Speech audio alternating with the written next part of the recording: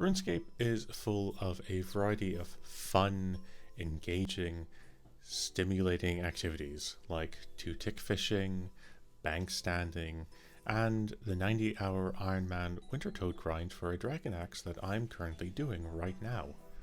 But there is one activity in general that seems to not get as much love in this community, and that's questing. Now, before you grab your pitchforks, I just wanted to say that I understand your plight. You want to go straight to the rewards and get injected with that sweet, sweet serotonin. And honestly, I don't blame you. 3 diamonds and 1000 XP? Just sign me the hell up. And so, that's why I'm here. I'm here to explain quests so you can go back to being efficient, because we both know that reading is an experience waste. The year is 2003. You were likely in school and had no idea what a RuneScape was. Now, don't lie, I know you weren't playing it at this time, and it's okay. I wasn't playing it. However, the Gower brothers were certainly playing it, and as a result, they released a little-known quest called the Digsite.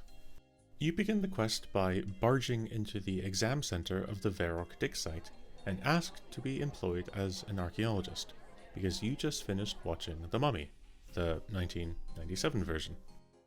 There is just one teeny tiny problem. Sorry, did I say one? I mean many. For instance, you do not know your spade from your shovel, you've never actually excavated anything in your life, and you think archaeology is about searching for a biblical boat.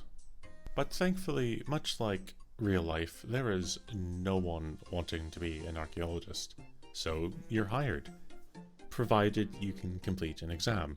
Easy, right?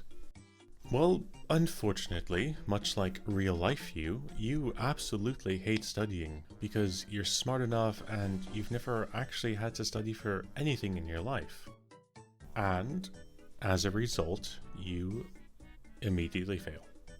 It was such a complete failure that the examiners actually felt pity for the first times in their lives, and they decide to give you a second chance. So you do what anyone would do when attempting to pass an exam. You plagiarize the answers from people who know what they're doing.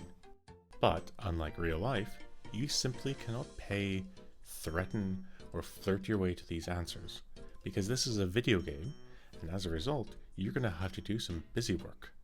Since this is an archaeological site, there is a grand total of about 10 people here. 7 of them could not care less about you. So, you go talk to the only people who care.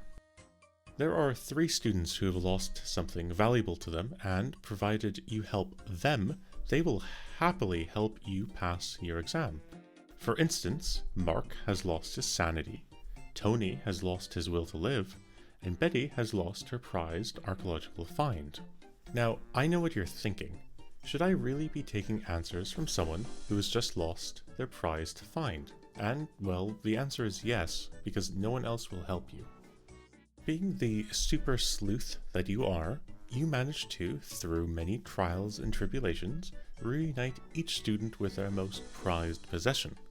So, you go back to the examiner, you use the Digsite Quest plugin because you forgot what the answers were, and congratulations, you've passed the exam.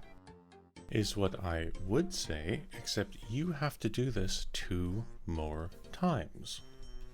Thankfully, this time you now have an army of simps, and they are more than happy to just give you all the answers you need. 2 more times. Look, you're definitely taking advantage of them, and you really should feel bad about that, you know? So, you're an archaeologist. What now? You do what every budding archaeologist does. You sit in a field for 3 weeks, slowly succumbing to alcoholism before realizing that you actually hate history. Then, you go dig something up, gain a little bit of serotonin, and then get told it's a rock. Except this time, it wasn't a rock. It was possibly the most important find at the site. It was a talisman of Zeros. Who's Zeros, you ask? Well, they don't really know either. They refer to him as just a minor pagan god, which is actually kind of really funny. As a way of congratulating you, your fellow archaeologists decide to send you down a deep, dark hole. Because if anyone can find something there, it'll be the person who has made the only interesting find in the past 5 months. The journey will be long, arduous, and extremely dangerous. You'll be traversing down suffocating holes, plundering the riches of a civilization past. So what should you bring?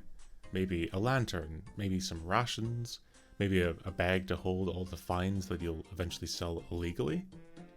Well, none of that actually. You bring shoddily made, extremely dangerous explosives. Why? Because there are some rocks, and like every archaeologist, you really enjoy destroying things. Now, you're going to ask me, how do I make homemade explosives? And I'm going to tell you. It's really simple. You take a vial of nitroglycerin, you add some ammonium nitrate, a pinch of brown charcoal, and a dash of arsenia root, and there you have it. A reason for the FBI to visit you. With these explosives in hand, you do a little bit of spelunking, and after spelunking your explosives all over these rocks, you, for a second time, make the greatest discovery in Gillenorian history. You discover a Zerosian altar in the depths below. It turns out that you're actually excavating Saranthium, a Saradomin city founded in the Third Age. The excavators proudly explain that this must mean Saranthium was in fact built atop the rubble of Sentistin, the capital of the Zerosian Empire that was destroyed in the Second Age. This altar still spewed corrupt energy throughout the land, resulting in the opening of a rift, which is dealt with during a Soul's Bane, the quest that 11-year-old me loved and the current me hates. You go back to the exam center, you tell everyone how easy archaeology really is, and congratulations, you've completed the quest. You're now able to make homemade explosives, you gain some XP, and you will promptly forget about this quest in about 5 hours.